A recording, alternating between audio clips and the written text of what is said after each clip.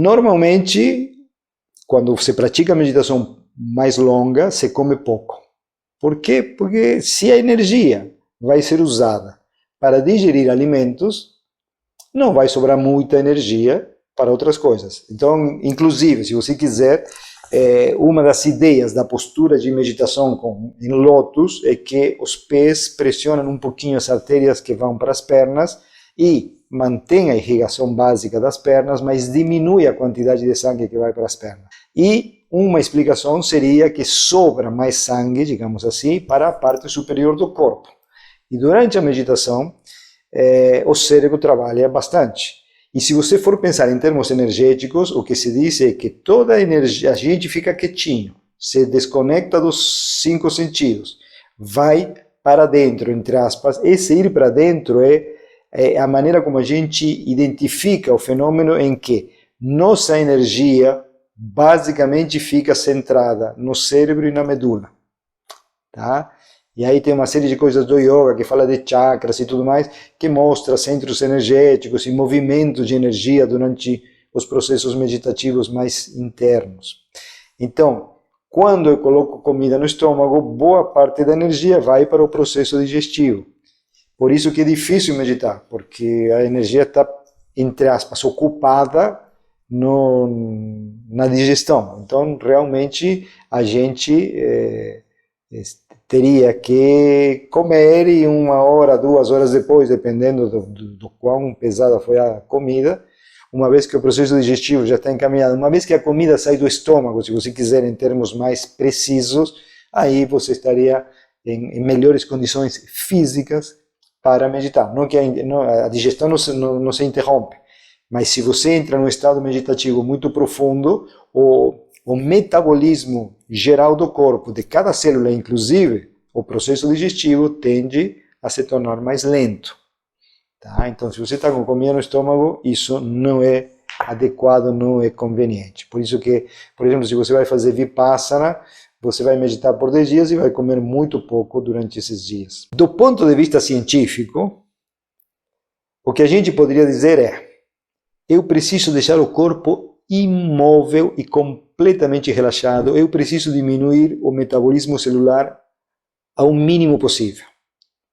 Então, qualquer alimento que gere toxinas, qualquer alimento que de alguma maneira estimule o corpo, não que seja inadequado em termos nutricionais, mas não contribuiria com o processo meditativo. E se quiser ir de maneira mais específica, o objetivo seria respirarmos o menos possível, porque aí o silêncio, a quietude se tornam muito maiores.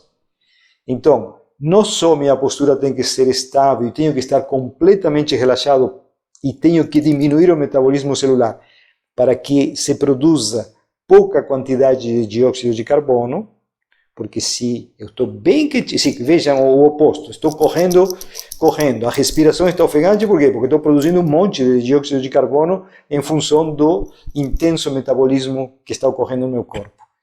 Quando sento para meditar, busco exatamente o oposto, fico quietinho, imóvel, não mexo nada, relaxo física e mentalmente, de modo a não produzir dióxido de carbono, ou produzir o mínimo possível. Por quê?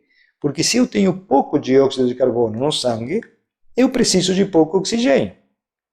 E se preciso de pouco oxigênio, uma respiraçãozinha fajutinha, suavezinha, superficial, pequenininha, é o suficiente. Então, quando eu respiro pouquinho e lentamente, os movimentos respiratórios são menores, o que também faz com que eu produza menos dióxido de carbono, as sensações físicas são menores, é mais fácil desconectar-se do corpo e mais fácil ir mais fundo ainda no estado meditativo. Então, a gente poderia dizer assim, que aqueles alimentos que, ao serem metabolizados, contribuem com toxinas, ou mais especificamente com, de alguma maneira, dióxido de carbono, se isso é possível, eles seriam inadequados. Tá? Para uma prática meditativa de muitas horas. Para praticar 20 minutos todos os dias, desencane.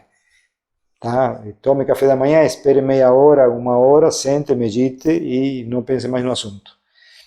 Claro que quando você busca a meditação, você está em busca de bem-estar emocional, está em busca de um modo de vida mais inteligente, está em busca de uma maneira de viver mais harmoniosa, e isso te leva a buscar uma alimentação mais saudável, uma alimentação que favoreça teu estado de saúde, que favoreça teu estado alerta, cognitivo, proativo, produtivo, tá? Então, só que a partir daí já entramos numa outra área que um nutrólogo, talvez uma nutricionista consiga ajudar, mas como a ciência avança muito rápido, também eles têm que ficar reciclando o conhecimento, porque novas descobertas eventualmente mudam o que se pensava sobre uma substância ou outra. Em linhas gerais, do ponto de vista meditativo, eu diria, coma relativamente pouco. Se você quer viver mais tempo, a única coisa que está comprovada e que todo mundo concorda, se você quer viver mais tempo, tem que comer pouco. Quantidade pouca. Claro, pouco e bom. Tá? Mas vocês já devem ter lido sobre pesquisas que se fizeram com diferentes animais, inclusive seres humanos. Você diminui a ingesta de calorias e o tempo de vida aumenta. Tá? Não necessariamente a qualidade dessa vida. Tá?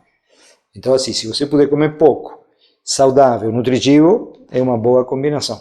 Agora, o que comer, ou como comer, ou quanto comer, aí foge um pouquinho à minha competência e a essa nossa conversa. Não sei se falei tudo o que você queria, mas se não me pergunta mais especificamente, Helder, se há alguma coisa mais específica. Claro que você come alguns alimentos que pesam mais, claro. Por exemplo, no yoga, você vai ter uma classificação de alimentos em sádvicos, rajásicos e tamásicos. Tá? Tamásicos são aqueles alimentos que te dão essa sensação de torpor, que te deixam meio largadão, que não te dão energia, que te cansam. Os rajásicos são aqueles que te agitam, que te deixam inquieto, que te deixam pilhado. Em alguma medida, não precisa ficar hiper, super pilhado. Tá? E os sádvicos são aqueles alimentos que te nutrem, mas que mantêm, que têm um efeito, digamos assim, equilibrado. Tá? Então, por exemplo, fui à Índia muitas vezes e na Índia você fala assim, nossa, os indianos comem com pimenta, assim, não pimenta exatamente, comem com misturas que eles chamam masala, que é uma mistura de condimentos. E aí você vai lá e come isso num ashram, come isso num lugar, come em outro lugar, e você fala, mas cadê o alimento sádvico? Porque isso aqui é rajásico, basicamente. E eu tive uma vivência muito pessoalmente maravilhosa, que foi uma vez que fui para Gangotri, lá nos Himalaias, longe, são 12 horas para cima, uma estrada de curva, eu tenho enjoo, vomito um monte, mas enfim. Foi a primeira vez que fui para a Índia, no ano 2000, isso aí. E eu estava com um monge, um brahmachari, um mongezinho, que falava hindi, porque assim, estávamos em um carro alugado e a gente fez todo esse caminho e ele servia meio de guia turístico e arrumava as coisas, me ajudava e me contava também o que estávamos vendo, o que estávamos fazendo, enfim, para eu entender direito.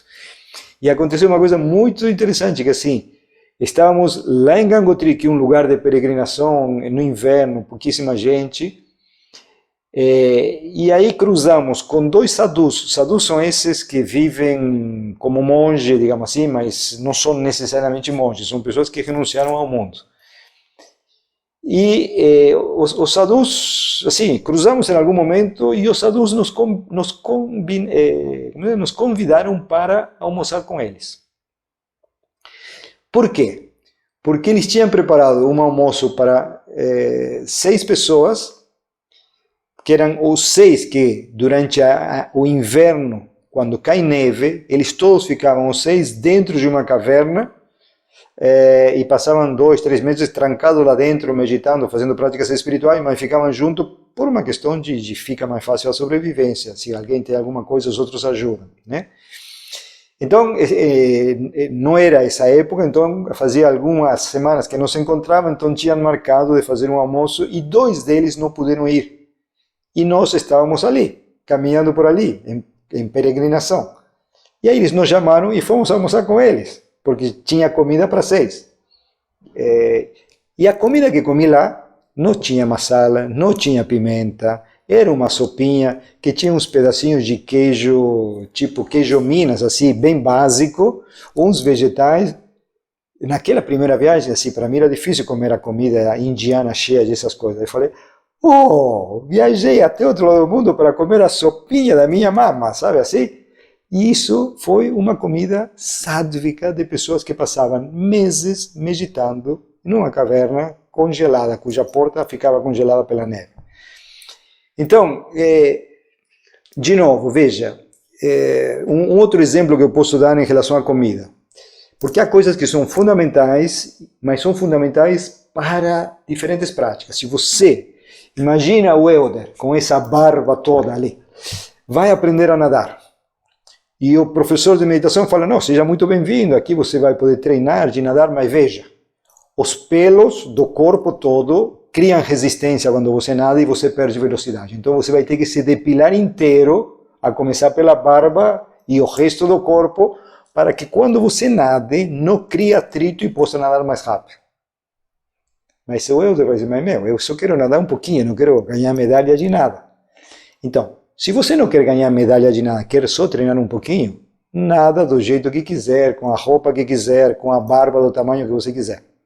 Agora, se você está competindo para ser o número 1 do mundo, aí você depila até a sobrancelha, se for o caso, entendeu? Porque qualquer mínimo atrito é 1/1000 de 1/1000 de segundo e pode ser a diferença entre a medalha de ouro e a medalha de prata.